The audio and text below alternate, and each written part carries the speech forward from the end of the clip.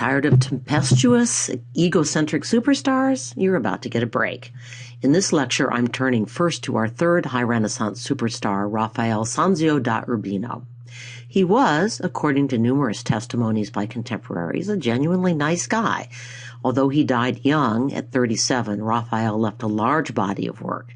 The School of Athens is probably his most famous painting and our required work, but you know the drill by now. I want you to see more. I thought you'd be especially interested in the self-portrait sketch he drew when he was just 14.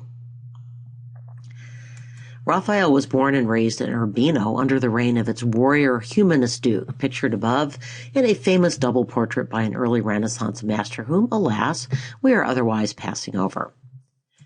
His father was a court painter who apprenticed him to Perugino. Raphael's early works, as you can see, were heavily influenced by Perugino, whose painting of Christ handing the keys to St. Peter is on the left. I've cropped it to make the comparison easier.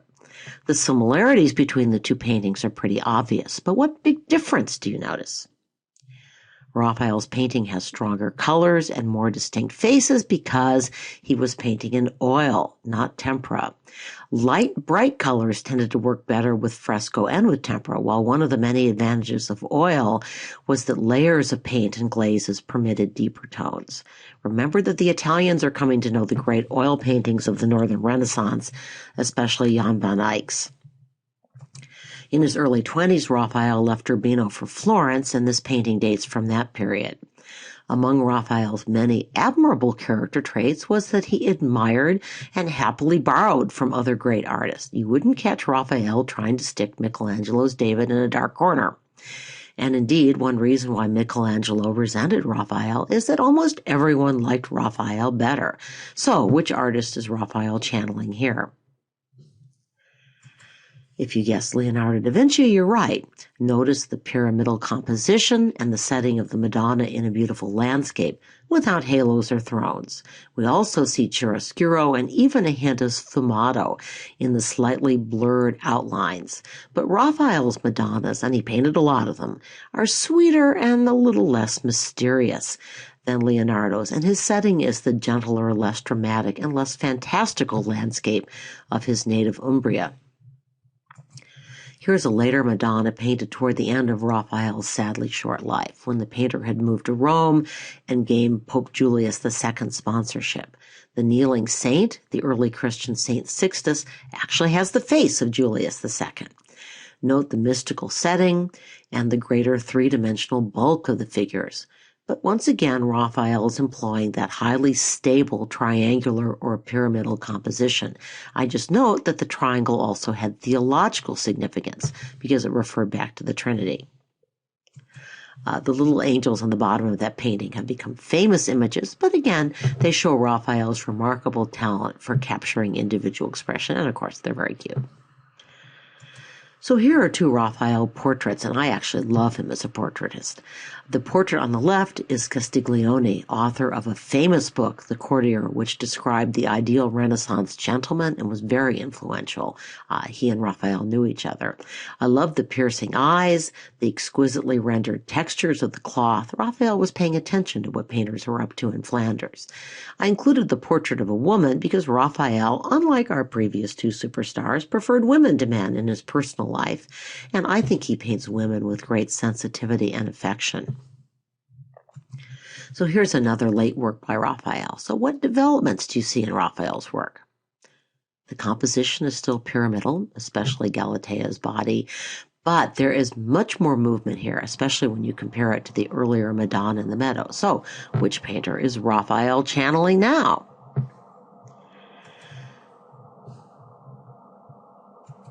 Oh, all right. So on the left, we see our Delphic Sibyl. Raphael's Galatea looks more like a woman, but the twisted torso and dynamic pose show Raphael's debt to Michelangelo. Raphael was a lot more generous about acknowledging his influences, by the way, and he even immortalized some of his fellow artists in his most famous painting. Here it is. Finally, our required Raphael work, The School of Athens. Raphael moved to Rome in 1508, and he would spend the last 12 years of his life there working for two popes, Julius II and his successor Leo X, who was, by the way, the second son of Lorenzo de' Medici. Julius II immediately commissioned Raphael to produce frescoes for what was intended to become the Pope's private rooms at the Vatican Palace. This fresco was painted for the Sala della Signatura, now the room where the Pope signs official documents. But when Raphael was painting this room, it was actually Julius II's private library, and the paintings reflected that Pope's wide intellectual interests, as well as his belief that classical and Christian ideas could and should be reconciled. So, you read an excellent textbook discussion of the School of Athens and watched a Khan Academy video on the work, or at least I hope you did.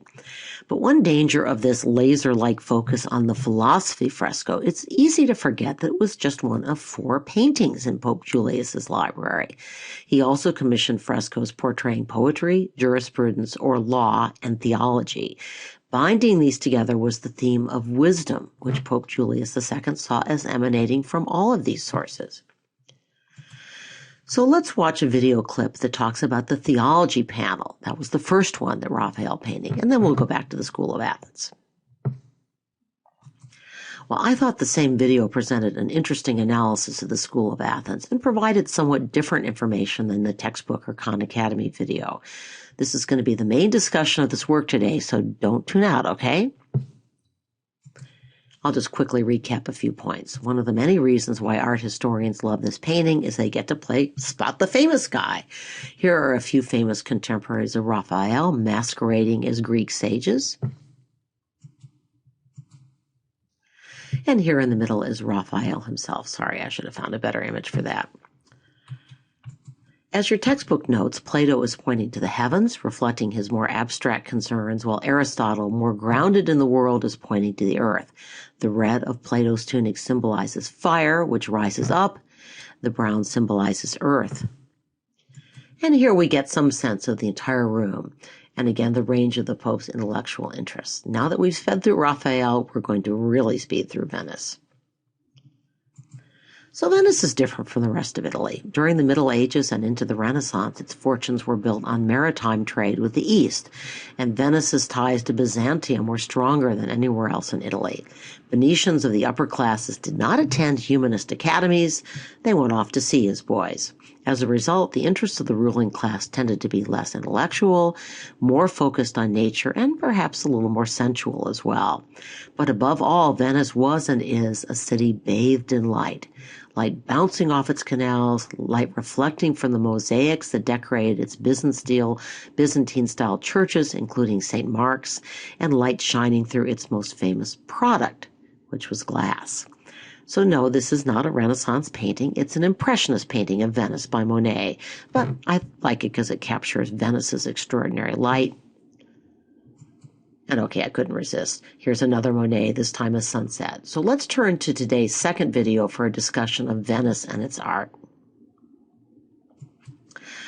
Well, I'm going to quickly show you a few paintings by famous Venetian artists who have disappeared from the course, and I'm going to start with Bellini. So pay attention to how these painters use color and light. Let me just note that the ever-grumpy Michelangelo accused Venetian painters of paying too little attention to drawing. Sure, they were masters of color and paint, but what about line? What about shape? Why couldn't they draw? See if you agree with Michelangelo's criticism. So here we can compare Bellini's painting with Raphael's Marriage of the Virgin. They both use oil paintings, and both artists use colorful masterfully. But Bellini, typical of the Venetian painters, used softer, layered colors. Raphael's oil painting still in some ways resembles tempera with its sharp, bright colors.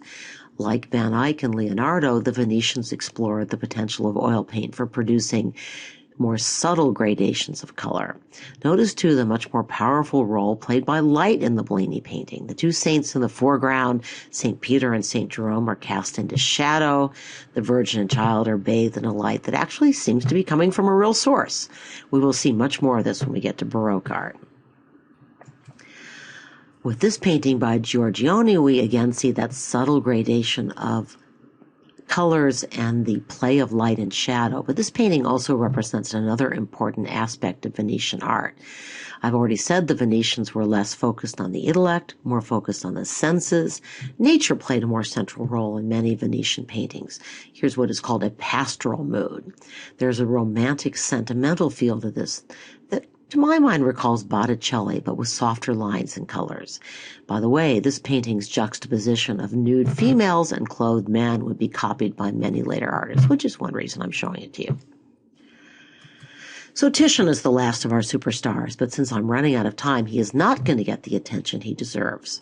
Titian painted this self-portrait when he was about 70 years old. He had a long, rich career, and there are lots of Titians out there for you to see, which is a treat in store for you.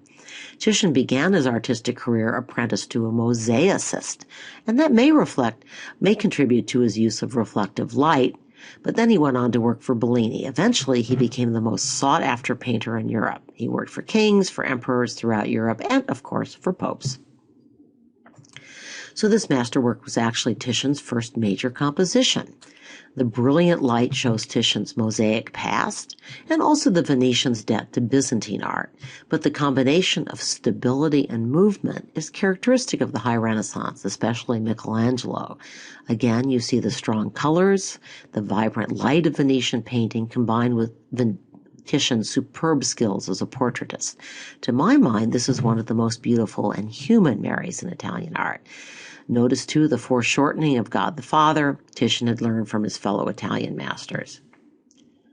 This is another monumental painting, more than 16 feet high. But what's different about Titian's pyramid? It's off-center, drawing our attention to a diagonal that begins with the portrait of the patron, kneeling before the Virgin, passes over St. Peter, and then focuses in on the brilliantly lit mother and child.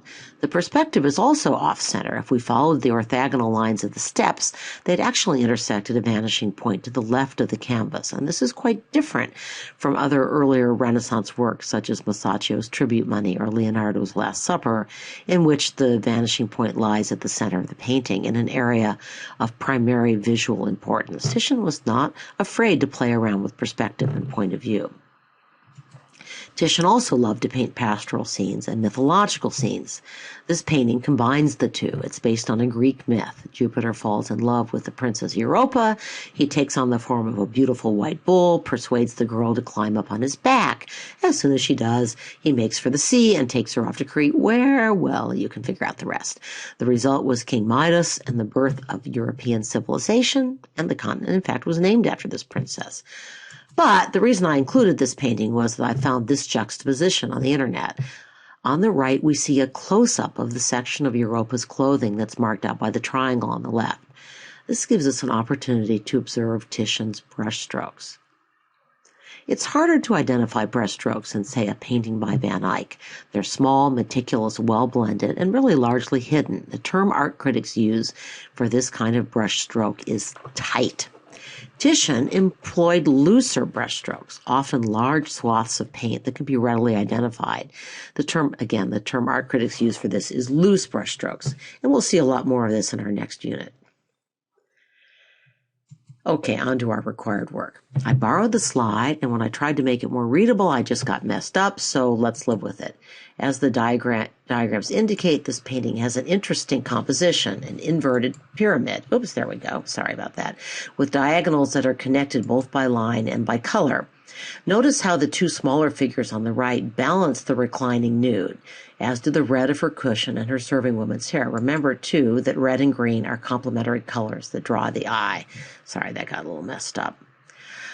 We don't actually know that the Venus of Urbino was Venus. The title was added later, but it's interesting to compare these two paintings because they say something about the ideal of beauty in Renaissance Italy. Note that both women have small, firm breasts and swelling stomachs, and that, unlike Michelangelo's women, they don't seem to have much muscle tone. The Italians also admired blondes, even though most Italian women had dark hair. But if this is a Venus, Titian has taken a huge leap by putting her into a domestic setting, filled with details about an upper-class Venetian room, again, shades of the Northern Renaissance. In part, this shows the influence of the Northern painters whose work Titian would have known well. So Titian's paintings of naked women greatly influenced later artists. We're going to stay tuned for Rubens. The painting on the bottom right, made 400 years later, was a direct homage to Titian's work, and it will be one of our required works in another month or so. So I'd like to close with one last, rather long video segment that talks about both works. I was very intrigued by this art critic's discussion of how historians' view of this work changed over time. That's a very relevant issue given the current College Board preoccupation. So I hope you have time. Warning, the really important part comes at the end, and it is not every art historian's view of the painting, but it's an interesting theory and a reminder that there are lots of theories out there. I figure that frees us up a little to come up with our own.